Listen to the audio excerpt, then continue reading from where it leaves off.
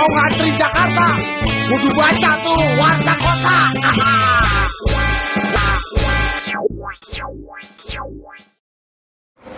Halo Sobat BK. Halo Sobat BK, selamat siang. Selamat siang, ini siang ya? Siang ya, ada yang nonton siang, ada yang nonton malam juga, ada yang nonton pagi ya. Dimanapun dan kapanpun Sobat BK berada ya. Iya. Balik lagi di Podcast Bugar. Podcast Bugar. Dengan Warta Kota Podcast, masih dengan kita berdua. Dengan aku Yance Sukacita. Aku kayak kata bahagia.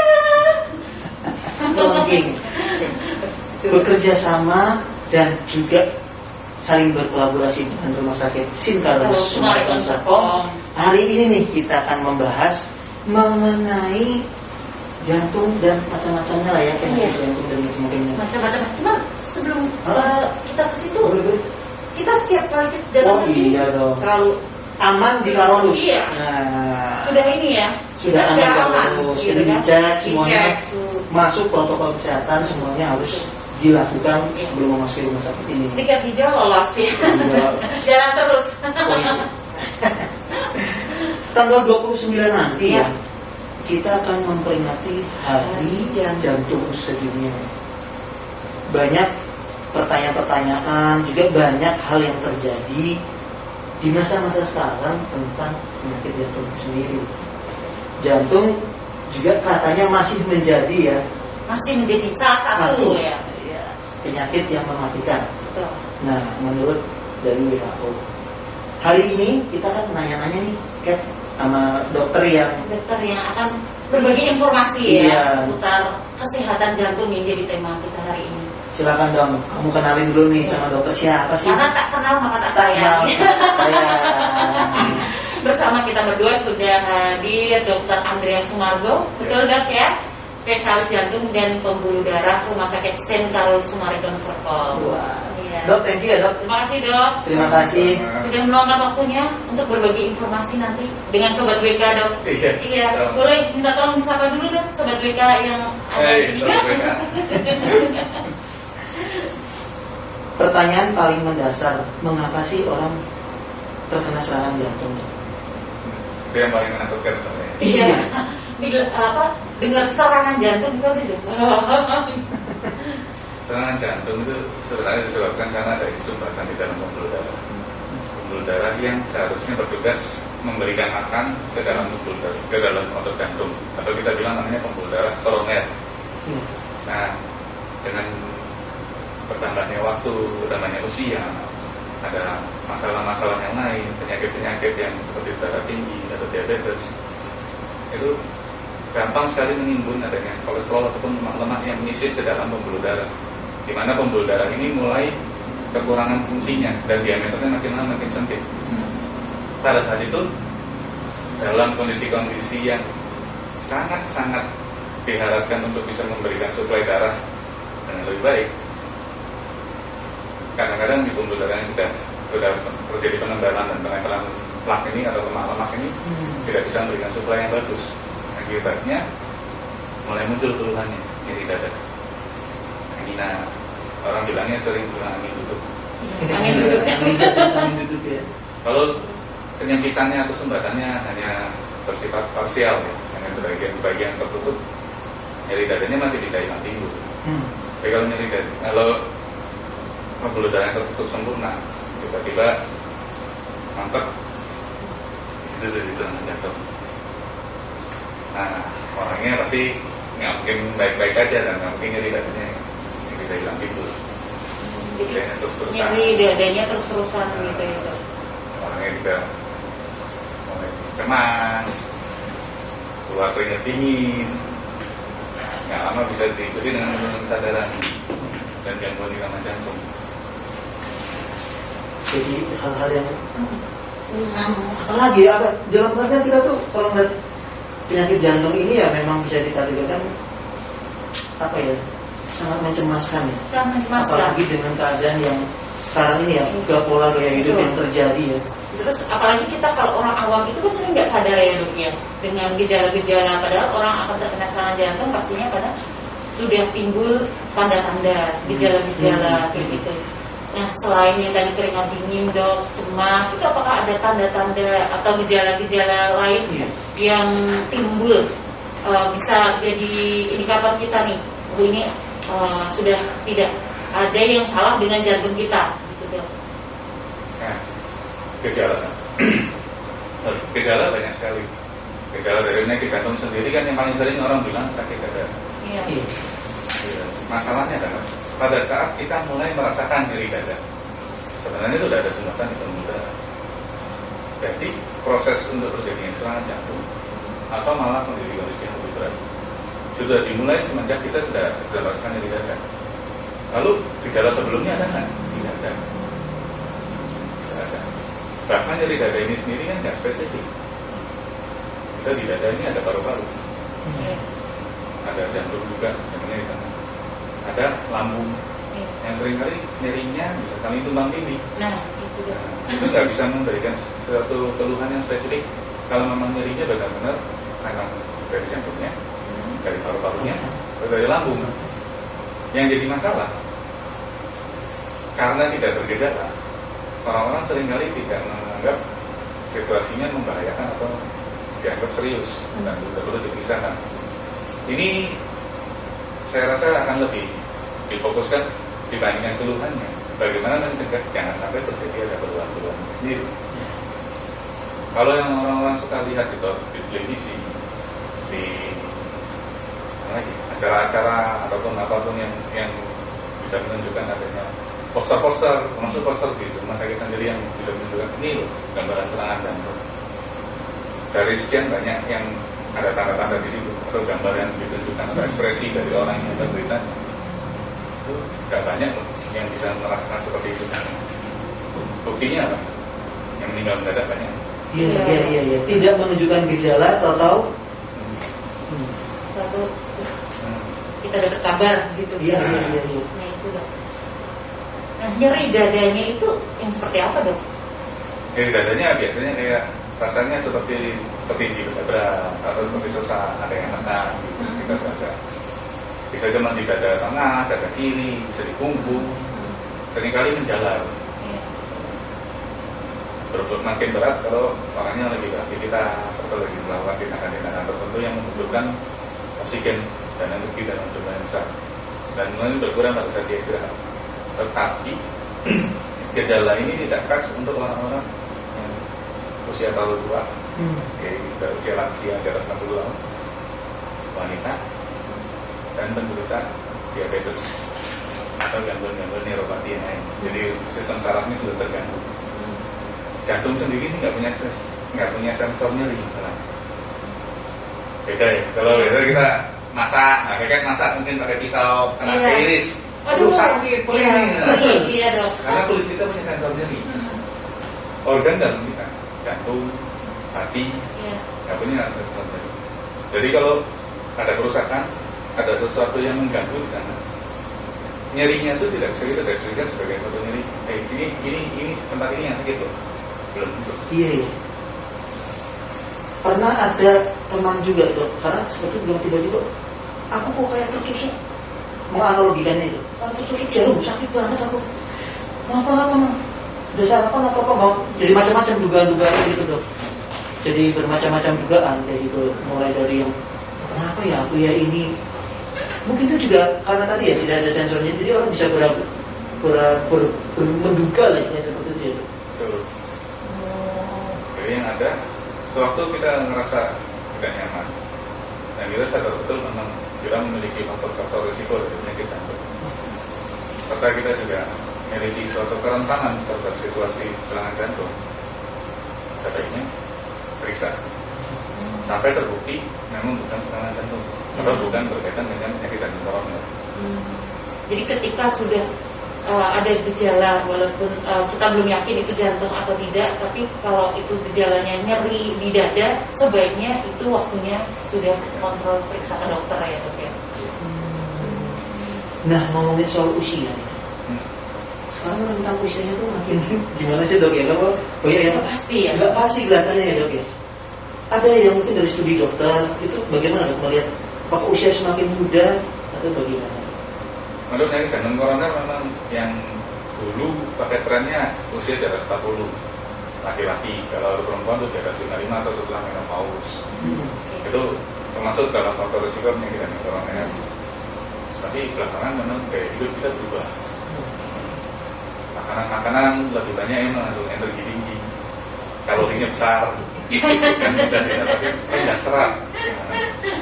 Dalam kondisi makanan-makanan seperti itu, kita juga dipicu juga oleh stresor keseharian dan kebiasaan-kebiasaan, terutama kita yang tinggal di daerah kota, membuat kita untuk menjadi workaholic kan. Iya. Berbeda dengan kondisi di mana mereka yang masih mungkin di daerah pedesaan, tidak terlalu menuntut untuk selalu kerja cepat waktu. Dalam kondisi yang workaholic, full stress, makanannya high kalori, faktor risiko itu jauh lebih besar dibandingkan dengan sekedar usia. Itu terjadi faktor risiko yang lain tentu, jadi kita terangkan juga. Di sanalah makanya ada orang-orang yang di bawah usia 40 tahun sudah mulai menderita jantung koroner atau bahkan serangan jantung. Hobi masak makannya, memasak sendiri lama, tapi masaknya itu yang kayak serat kan dokter tadi bilang bahwa konsumsi rendah serat itu mempengaruhi juga orang yang usia-usia muda. Dan masaknya mesti sambil senyum. Biar masakannya enak dok. Kok dokter menarik nih? Apa ada teori-teori khusus tentang senyum dan jantung? Ada hubungannya. Makin kita banyak tersenyum, artinya gitu loh, menghadapi kondisi sehari-hari bisa membantu mengurangi stres, dan kita bisa menghadapi dengan kondisi yang tingkat kecemasan yang lebih rendah. Jadi tingkat kecemasan gitu kan. Senyum. Oh, jadi dibuat-buat, jangan dibuat-buat. Iya, harus senyum yang alami ya. Iya. Harus selalu bahagia. Tapi yang bahagia adalah obat, iya. Itu yang mudah-mudahan bagi para workaholic. Benar-benar. Itu kan tadi udah tentang usia. Nah, kalau antara laki-laki dan wanita, gender nih hubungannya sama nggak sih dok kemungkinannya terkena serangan jantung, ataukah lebih banyak kemungkinan ke laki-laki seperti itu? jujur lebih banyak yang laki. Sialan. Padahal saya tadi langsung ya kamu. Iya. Ya, cuma melihat. Bukan Mas Janco langsung berubah. Kenapa dok? Karena wanita di usia subur itu dipelihara dengan hormon-hormon kesuburannya, dan kadar estrogen dan progesteron yang naik turun selama masa haid, siklus haid, itu mempersiapkan dia untuk hamil dan membentuk jaringan baru di bayi. Kan nggak lucu ya, kalau dibentuk jaringan baru, plasenta itu kan pembuluh darah juga, tali pusat di bayi itu jaringannya bayi pasti kebentuk awal-awalnya ada jantungnya dulu, ada pembuluh darahnya juga. Jadi untuk membentuk pembuluh darah yang baru, wanita memang dipersiapkan untuk membentuk pembuluh darah yang sehat. Karena ada hormon-hormon tersebut, pembuluh darahnya juga jadi bagus. Selama masih subur. Iya, karena emosi juga tidak stabil sebenarnya. Soalnya di laki-laki kadar estrogen dan progesteron sangat-sangat rendah, dan itu tidak ada fluktuasi untuk naik turun menurut. Kecuali yang suntik-suntik estrogen. Ya nanti saya nggak jadi gagal lagi dong, nggak jadi naik motor lagi nanti. Kalau memang karena ada hormon seperti itu, karena ada hormon itu berpengaruh, ini di laki-laki mudah sekali untuk terjadi penumpukan lemak atau prosesnya yang kita bilang namanya aterosklerosis. Nah ini lemak yang nempel di pembuluh darah yang jadi penyebab dari penyakit jantung koroner itu. Tapi di wanita juga nggak ada kemungkinan juga ada penumpukan itu, tapi lebih kecil gitu ya dok kemungkinannya. Dalam kondisi usia subur dan kehidupannya sehat, iya. Tapi kalau dia sudah mulai mengidap penyakit-penyakit kronis, tinggi, diabetes terutama, kencing manis, ini resikonya jadi sama, bahkan lebih tinggi dibandingkan orang-orang yang tidak mengidap diabetes. Jadi kalau kita kategorikan itu dari faktor risiko tersendiri ya, faktor risiko untuk penyakit jantung koroner itu ada faktor risiko yang bisa kita modifikasi, ada faktor risiko yang tidak bisa dimodifikasi. Contoh faktor risiko yang bisa dimodifikasi itu ya ketahuan penyakit-penyakitnya, darah tinggi, kencing nangis, kolesterolnya tinggi, obesitas, merokok, itu kurang olahraga, high stress, kurang istirahat. Ini bisa kita rubah. Karena kalau kita tahu ada darah tinggi harusnya diobatin. Kita tahu ada diabetes mesti diobatin. Dan ini yang lebih banyak peranan untuk terjadinya hidang tenggorokan. Faktor risiko yang tidak bisa dimodifikasi itu kaitannya sama jenis kelamin, usia. Ya. Jadi jenis kelamin itu walaupun diganti dari laki ke perempuan ke laki, tetap faktor risikonya sama. Karena bawaannya udah bawaannya ikut dari yang aslinya ya. Jadi walaupun diganti nggak bisa dirubah jadi gen apa bukan gen ya, asalnya itu tetap ada ya. Hormonnya kan tetap dibuat sebagai manusia dari aslinya, ikut dia aslinya apalagi ada perempuan. Usia nggak ada orang tambah muda, kecuali operasi botox dok. umurnya tetap nambah. Oh iya, kulitnya aja yang kencang dok. Visualnya. Tapi kondisi di dalamnya kan tetap mengikuti ya. Lalu kelainan genetik, ya, genetik maksudnya bawaan dari keluarga, genetik keturunan. Terutama orang-orang yang punya anggota keluarga serangan jantung atau meninggal di usia yang sangat muda atau usia produktif. Ini berdasarkan untuk genetiknya kuat. Jangan hitung keluarga kita yang kena serangan jantung atau meninggal di usia udah 70, 80 ya jangan dihitung. Karena makin tambah usia kan tambah risiko untuk jadi penyakit jantung juga. Dan di luar kasus infeksi, penyakit jantung atau stroke itu merupakan penyakit yang paling sering diidap orang-orang di usia tua. Lalu golongan ras kan kita juga nggak bisa ganti. Mau ganti apa warna kulitnya, mau diganti sudut matanya, mau diganti bentuk wajahnya, tetap rasnya tetap sama. Nah, ini nggak bisa diapa-apain. Anggaplah ini nasib, gitu. 4 hal. Tapi yang 8 hal yang tadi, modifikasi tadi ya. Iya, itu bisa kita atur. Ada kelainan harus diatasi. Diabetes itu nggak ada keluhannya, darah tinggi nggak ada keluhannya. Kalau dari pernah diperiksakan ada kondisi mengarah sana, harusnya diobatin. Selesai diobatin, dilihat targetnya tercapai enggak, mencapai nilai yang kita harapkan untuk nilai optimalnya atau nilai normalnya. Kalau targetnya tidak tercapai, masih tetap mesti dimodifikasi obat-obatan. Karena jangan tunggu sampai ada keluhan-keluhan dulu. Tunggu ada keluhan, pasti sudah ada gangguan organ yang bermasalah. Jangan apa ya, jangan tidak aware ya, iya, dengan yang faktor-faktor yang bisa dimodifikasi tadi, terutama pola hidup kita yang bisa tentunya itu yang mengorbankan hal yang kelihatannya enak, apalagi kita yang masih muda-muda ini. Iya. Justru di masa muda itu kan kita memang gimana sih, hal yang enak itu susah susah ditolak. Sekarang tuh dok ngomongin deh, cemas nih dok, masa pandemi. Iya. Jadi kan dokter bilang kan senyum terus segala macam gitu. Pandemi ini nih rasa kecemasan, rasa panik, rasa stres tuh meningkat dok. Gimana, ada hubungan nggak sih dengan itu ya? Iya. Ada Untuk orang yang sudah penderita jantung ya dok ya, itu berpengaruh nggak sih?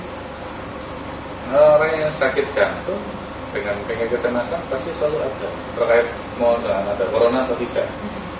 Mereka yang sudah pernah ya, terdeteksi sebagai penderita penyakit jantung koroner atau malah pernah serangan jantung dan dia survive, itu punya penyakit kecemasan sendiri.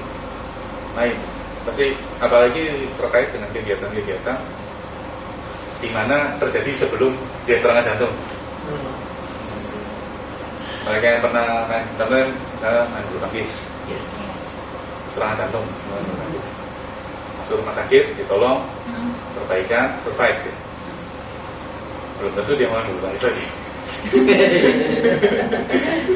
wes kapok. Ya trauma gitu ya. Trauma ya. Jadi itu gangguan kecemasan itu sendiri sudah menjadi suatu bagian dari pengobatan orang dengan penyakit jantung. Di sisi lain, sekarang kita makin dibatasi ya. Iya. Yang biasanya bisa bersosialisasi dengan mudah, nggak perlu pakai masker, atau bisa kumpul-kumpul, ngobrol. Liburan gitu ya dok. Liburan itu dibatasi semua sekarang. Iya, tujuannya untuk memperbaiki jangan sampai penyakit ini makin luas, menghambat lah dan ngerem kondisi-kondisi yang penyebaran ini atau juga. Di sisi lain mencegah juga orang-orang yang memang kaum rentan ya, untuk jangan sampai terkena penyakit ini dan nanti hasil akhirnya nggak terlalu menyenangkan. Penyakit jantung bukan satu-satunya penyakit yang menjadi hal yang perlu ditakuti saja dalam kondisi pandemi ini. Penyakit yang lain juga, bahkan penyakit kronis yang tidak ada keluhannya juga termasuk. Nah, bagaimana cara kita mensiasatinya? Keluar-keluar katanya nggak boleh. Mumpung waktu di rumah aja. Nge-tag hashtagnya sekarang dimana-mana di rumah aja. Aman di rumah. Aman di rumah. Mumpung di rumah aja. Sebenarnya waktu dari buat kita sendiri untuk bisa berkumpul bersama keluarga kan jauh lebih banyak dibandingin dulu. Nah, apalagi kita hidup di kota. Kalau bisa dapat kesempatan untuk work from home, itu adalah kesempatan yang sangat emas sebenarnya. Nah, untuk bisa berkomunikasi kembali dengan anggota keluarga yang selama ini kita ketemu ala kadarnya atau pada saat memang ada perlunya. Nah, sekarang bisa lebih erat. Lalu kedua, bikin ini kan kita tinggal di rumah sendiri ya. Iya. Ya buat suasana di rumah sendiri jadi menyenangkan, semenyenangkan mungkin. Gimana caranya? Balik ke hobi. Apa sih hobinya? Semua orang pasti punya hobi lah. Kalau hobinya tidur, nggak kreatif. itu bukan hobi, kebutuhan. Terlalu ini filosofinya adalah filosofi hidup pura-pura. Tidur santai. Karena orang mau posisi usianya panjang kan. Hobi bisa dipakai hobi. Lalu kita bisa lihat juga peluang-peluang yang lain, karena termasuk peluang karir kan. Iya. Dimana kita dalam kondisi yang lebih tenang, tidak di-push setiap hari ada kerjaan ini, lu mesti begini, besok begini, ini. Kita bisa berpikir dengan lebih jernih. Ini ngapain sih? Begitu kita saya bisa ngapain lagi? Cari-cari informasi dari internet, buku-buku, buka wawasan. Dan kerjaan segala satunya ya dengan kondisi yang legowo ya. Pandemi ini nggak akan selamanya, ya, tapi butuh waktu untuk bisa selesai. Masalahnya kapan mau selesai? Tidak tahu. Kenapa nggak tahu? Ya kalian bisa lihat sendiri di luar orang-orang modelnya kayak apa. Ada yang bisa nurut, lebih banyak yang nggak nurut. Disuruh pakai masker aja susah. Dan masyarakat kita di Indonesia bukan masalah tentang edukasinya ini, kita tuh, tapi disiplin masyarakat. Kesadaran diri ya. Kesadaran diri dan disiplinnya rendah. Disiplinnya rendah. Itu yang mengkhawatirkan gitu. Dengan disiplin yang rendah, mereka nggak mau pakai masker yang taruh di bawah, ditaruh di leher, keluar ya maksudnya ya, kalau nggak kena nggak apa-apa dan lain sebagainya. Jadi repot. Yang ada ya kita cuma bisa tetap stay at home, tetap tinggal di rumah, buat rumah kita jadi yang satu yang menyenangkan. Lalu lakukan aktivitas itu. Jadi melakukan aktivitas yang menyenangkan, buat hati menyenangkan, untuk mengurangi rasa stres, kecemasan, panik tadi ya dok ya, supaya jantung kita tetap Kelihatannya semua lambat. Iya. Bilang semuanya, tapi justru itu malah berimpact mungkin pada yang lebih positif. Betul. Nah, terus kalau yang tadi di masa pandemi, kalau orang yang punya penyakit jantung itu apakah harus rutin tes rapid atau PCR gitu dok di masa pandemi? Ini, makanya kita punya anak. Belum dok. Belum. Rumahnya udah ada, tangganya belum dok. Paling bisa memang ya. Balik ke situasi kita misalnya waktu pas lagi sekolah. Iya. Seandainya kita sekolah, waktu dulu kita dapat ada ujian ulangan gitu. Iya. Waktu ulangan kita hasilnya merah. Yang perlu kita lakuin, belajar lagi atau ulangan lagi? Belajar lagi. Jadi report dari hasil pemeriksaan laboratorium, mau PCR, swab, itu kan dilakukan di rumah sakit dengan tujuan memberikan laporan Anda sudah terpapar atau dalam kondisi positif corona atau tidak. Intinya cuma itu. Kalau Anda positif corona, kemungkinan Anda perlu diisolasi dan sebagainya. Tergantung kondisinya sekarang. Nah, laporan ini memang bermakna untuk menandakan status kesehatan kita. Tapi seberapa sering karena kita mesti bikin. Kalau kita bisa jaga disiplin kehidupan kita dengan kondisi yang cukup baik dan kita tidak bergejala, kita juga tidak ikut berkerumun bersama orang-orang yang lain ya. Meskipun itu teman dekat kita sendiri, tetangga kita sendiri, atau keluarga, banyak keluarga yang tidak satu rumah, masih ketemu kumpul-kumpul, resiko kita untuk terpapar dengan COVID kan sangat rendah. Kecuali rumahnya memang isinya terlalu banyak orang dan semua orang keluar masuk tanpa ada disiplin yang jelas. Selama satu rumah dan semua anggota dalam rumah itu bisa menjaga kedisiplinan, mau jaga diri di dalam rumah toh dan nggak banyak terpapar dengan orang-orang asing, harusnya resiko untuk penularan COVID-nya rendah. Kalau resiko penularannya rendah, ya terus kecuali muncul gejala. Lalu kalau misalnya muncul gejala, apa yang mesti dilakukan? Dan ke rumah sakit pasti kasih tahu semua cerita yang terjadi dalam 1 minggu 2 minggu terakhir, cerita yang sejujurnya, lalu diperiksa. Kalau negatif, syukur, balik ke rumah lagi, hidup disiplin lagi. Kalau positif, periksakan yang lain-lain juga. Ada keluarga yang lain yang sudah selama ini dekat, berinteraksi, hubungan dekat, diperiksakan supaya kita bisa tracing seberapa banyak orang yang sudah tertular. Luar biasa ya. Memang apa namanya jadi sangat mendapatkan pemahaman yang banyak terkait dengan jantung, karena memang ya saya melihat atau dari kacamata aku sendiri juga, papiku memang pernah mengalami itu. Jadi memang berangkat dari diabetes, pola hidup cenderung cemas, pada akhirnya gitu. Itu kayak dokter bilang memang saya langsung saya flashback ke belakang lagi apa yang dialami oleh almarhum babi saya gitu kan waktu pas seperti itu. Jadi ya terima kasih loh, luar biasa ini obrolan tentang yang dokter bilang ini ya, jadi kayak mampir hati gitu. Ada lagi ya kalau misalnya ini ya cukup ini ya. Banyak kayaknya. Tadi pandemi udah. Apa? Ada satu yang terlewat ya tadi ya. Nampak orang lagi berolahraga. Iya. Oh iya. Banyak yang itu. Banyak sekarang kan untuk menunjang imunitas tubuh ya dok ya. Selain minum vitamin, kayak gitu. Terus makan makanan sehat. Mereka juga berolahraga. Sepeda. Bulu tangkis, golf, tenis golf ya. Golf lagi seru nih, katanya. Nah, saya ya pengalaman sendiri aja dok ya, melihat tetangga gitu. Tetangga itu ada yang rajin tiap pagi itu dia jogging gitu kan, jalan kaki. Terus minggu sekali dia tenis. Terus dapat kabar dia meninggal serangan jantung. Nah, apakah olahraga yang kompetitif seperti itu nih dok, itu berpotensi untuk menimbulkan serangan jantung? Kan itu kan padahal gaya hidupnya mereka sehat ya dok ya. Benar. Kita gaya hidup sehat sama olahraga ya. Karena kita berangkat olahraga itu sehat. Nah, bagian dari gaya hidup sehat memang ada olahraga. Masalahnya adalah seberapa sering kita melakukan olahraga dan seberapa berat intensitas itu menentukan. Olahraga yang sifatnya aerobik,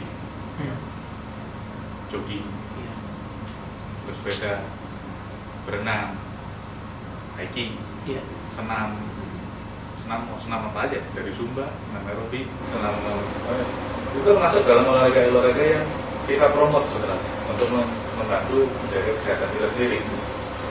Kalau dulu sebelum pandemi pernah ikut di fitness center, acara di dalam acara tempat fitness sendiri, walaupun bilang sama personal trainernya, bang, gue mau gede ini nih. Pernah ya? Iya kayak teller letter. kotak-kotak banget. Kalau dibikin roti sobek perutnya. Nah, gitu. Walaupun bilangnya seperti itu, tetapi dari personal trainer pasti akan bilang, boleh, ya nanti kita bikin pelatihannya. Resep pelatihannya dia nggak cuma angkat-angkat barbel atau bench press doang, Iya. tapi disuruh sepedaan. Dia bilang olahraga kardionya. Kardionya, ya betul kardio. Minimal setengah jam. Nah, itu bagian dari olahraga yang baik. Jadi bagaimana kita membuat badan kita untuk bisa terbiasa dengan beban ataupun aktivitas yang berat dengan olahraga kardio. Jadi olahraga yang sangat dianjurkan yang itu. Masalahnya adalah beberapa orang tidak menganggap olahraga kardio ini penting, terutama bagi kita yang menganggap olahraga permainan seperti sepak bola, basket, sepak bola termasuk futsal juga ya. Iya. Tenis, terus ya semua olahraga kompetitif lah, kecuali catur ya. Itu merupakan olahraga yang bisa kita langsung mainkan tanpa perlu memandang olahraga aerobiknya atau olahraga kardionya. Gak ribet lah, langsung main aja. Ya berarti itu ya. Langsung tancap gitu ya. Main bulu tangkis pemanasannya apa? Terkong-terkong. Lari-lari kecil gitu. Muter dulu, apa? Langsung aja. Iya, udah ayo cepat gitu. Itu ya. Masalah utamanya terjadi pada saat kita melakukan olahraga kompetitif tersebut, di mana kita membutuhkan energi dan force yang cukup besar tapi dalam waktu yang pendek. Nah, olahraga kompetisi itu biasanya kita perlunya sprint jangka pendek, tapi habis itu langsung berhenti. Tujuannya mengejar skor. Ngejar bola doang, biar gak kebobolan doangnya. Jadi sistem permainannya tidak memberikan olahraga yang cukup baik untuk badan. Dalam kondisi yang prima untuk teman-teman, hal ini tidak jadi masalah. Apalagi waktu kita masih usia muda 15 sampai 19 tahun, 20-an tahun masih belum. Di atas 30 tahun, hal ini sudah bukan hal yang biasa lagi. Beban yang terlalu besar pada saat untuk sesaat itu membebani jantung dan sistem udara kita juga. Tinggal tunggu waktu. Faktor risiko yang lainnya ada. Nah, terkait dengan gaya hidup sehat. Kalau orang itu sendiri bilang gaya hidup saya sehat, karena periksanya. Ada nggak sih dia selama ini tekanan darah tinggi? Gula darahnya normal nggak sih? Kolesterolnya bagaimana ya? Gitu. Kalau nggak pernah periksa, lalu dia bilang saya hidup sehat. Oh, dari mana? Nah, makanya kan sama seperti yang tadi saya bilang. Kalau kita periksa di laboratorium, periksa di rumah sakit, bahwa hasilnya itu kan kayak nilai yang nilai buat kita sendiri. Anggap kayak sekolah ya bagian rapotnya gitu. Iya. Nah, kalau nilainya aja nggak pernah dilihat, terus tahu dari mana orangnya sehat. Iya. Tujuannya untuk melihat kondisi-kondisi yang lainnya yang ada. Orang yang dari awal darah tinggi, karena tensi dia pada saat kondisi biasa 140 atau 90, itu bertensi karena darah tinggi. Nah, langsung lari, keliling ini aja ke rumah sakit, tertensi ulang. Masih 140 atau 90, nggak mungkin. Kemudian besar naik tensi. Nah, masalahnya seberapa tinggi peningkatannya? Cuma naik cuma 10-20. Jadi naiknya udah berlebihan. Karena kerja jantungnya meningkat ya. Iya. Pada saat kita aktivitas tensi kita naik. Aliran darah juga makin keras, jantung makin cepat. Kalau nggak didukung dengan kondisi yang lain-lainnya juga bagus, nggak ada gunanya. Jadi olahraganya malah mencelakakan bukan untuk memperbaiki. Berarti selain olahraga, makan sehat, rutin periksa kesehatan ke laboratorium atau ke rumah sakit itu juga penting ya, Betul. cek kondisi. Berarti yang memang itu ya. Di kita tuh beranggapan sehat. Tapi sejauh mana saja itu belum terukur dalam artian itu dengan memeriksakan itu kan. Iya, memeriksakan diri ke rumah sakit kan ya. Konsultasi ke dokter Andreas.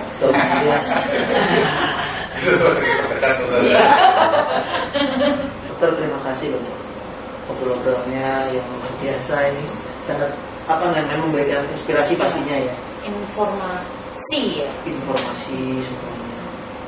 Kami tahu dokter kan cukup padat ya waktunya dokter.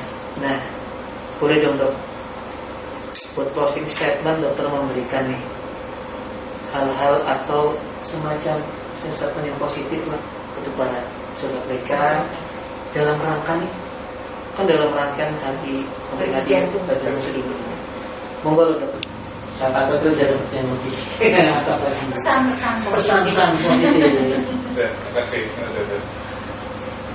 Tema World Heart Day atau Hari Jantung Sedunia tahun ini itu adalah Use Your Heart to Beat CKD, atau gunakan jantung kita untuk melawan penyakit kardiovaskular. Gimana caranya gunakan jantung kita? Yang ada kita mesti pelihara jantung dengan sebaik-baiknya. 5 hal yang perlu kita buat di rumah untuk memelihara jantung. Nomor 1, makan dengan gizi seimbang, makan makanan yang sehat. Perbanyak makan sayur-sayuran dan buah. Hindari makanan yang mengandung lemak atau karbohidrat terlalu tinggi. Lalu olahraga teratur. Cukup 30 menit sehari berolahraga akan membantu kinerja jantung dan sistem pembuluh darah kita. Olahraga yang dipakai, olahraga yang tadi, jogging, berenang kolam renang belum ada yang buka ya, hindari dulu. Bersepeda aja boleh. Berkerumun setelah bersepedanya nggak boleh. Bersepeda sendiri saja. Selesai bersepeda, sepeda ini dimasukkan, pulang ke rumah. Lalu bisa senam, kalau nggak suka itu semua, atau ya dari olahraga yang bisa dilakukan di rumah dan sifatnya kontinus. Pilihan yang lain di luar olahraga yang aerobik tadi terlalu banyak.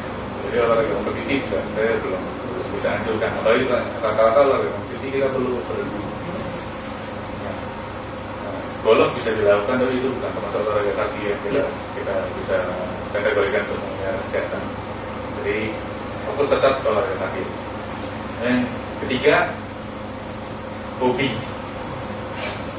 akan membantu menurunkan stres dan memberikan rasa nyaman, rasa happy untuk keadaan-keadaan di rumah, terutama dalam kondisi pandemi seperti ini. Banyak hal yang bisa kita lakukan setelah kita memberikan rasa tenang ataupun rasa happy.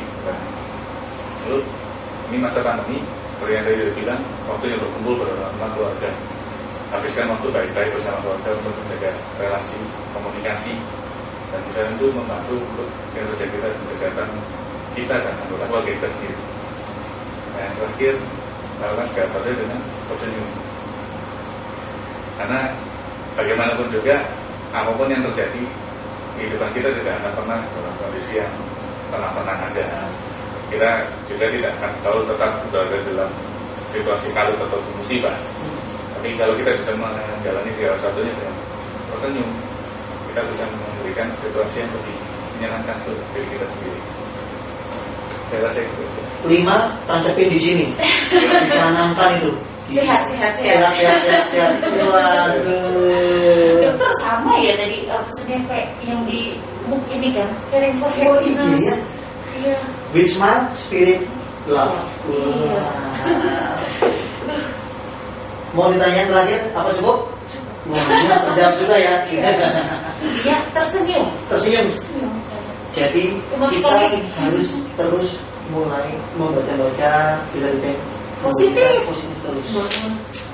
Mengurangi Tidak ternak lele. ternak lele, ternak ayam. Ya, enak ya. Iya. Oke ya.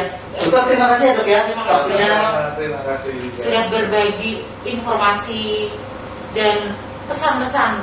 ngobrolnya soalnya ternyata tadi Pak Sudut Pandang itu nggak cuma masalah itu, motivasinya banyak. Motivasi. Next time kita bahas yang lain lagi sama Dokter Andreas. Iya, Dok. Jantung berhubungan dengan kondisi emosi juga ya Dok ya. Sampai ketemu Dokter Andreas. Iya. Kalau Nanti gitu kita lanjut aja sendiri ya habis ini. selesai Kak, thank you ya obrolan kita hari ini. Kita jumpa lagi. Kalian tetap sehat-sehat selalu bersyukur dan tersenyum. Tersenyum. Jangan lupa tersenyum. Kelihatan loh dari matanya kalau tersenyum apa enggak. Keangkat ini. Oke, sampai jumpa ya. Dadah. Warta kota yang punya pas. Wah, boleh tuh.